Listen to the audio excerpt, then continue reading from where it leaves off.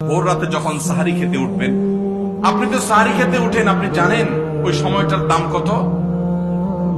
আমরা বেশিরভাগ মানুষ জানি না ভোর রাতের এই সময়টার দাম কত। আরে ভাই, এই সময়ের দোয়া 1 মিনিটের দোয়া অন্য সময়ের 100 মিনিটের সমান না। অন্য সময়ের 100 মিনিটও এই ভোর রাতের 1 মিনিটের সমান না। এত মূল্যবান সময়। সারি খেতে উঠছেন, সারি খান, ভালো কথা, কিন্তু সারি খাওয়ার আগে পরে 10টা মিনিট জায়নামাজে মুসল্লাতে দাঁড়ান, একটু 2 রাকাত নামাজ পড়েন। এই সময়টা দোয়া কবুল হয়। আল্লাহ ডেকে ডেকে বান্দাকে দেন। একটু হাত তোলেন, চেষ্টা করবেন তো ইনশাআল্লাহ। আপনার বাসার এক কোনায় চলে যাবেন, একটু আলো আধারিতে চলে যাবেন, সেখানে গিয়ে বসে আল্লাহর কাছে একটু কথা বলবেন। সিজদা চলে যাবেন, সিজদা গিয়ে আল্লাহর সাথে একটু মন খুলে কথা বলবেন। আল্লাহ, আমি অনেক গুনাহ করেছি, আল্লাহ আমি অনেক পাপিষ্ঠ।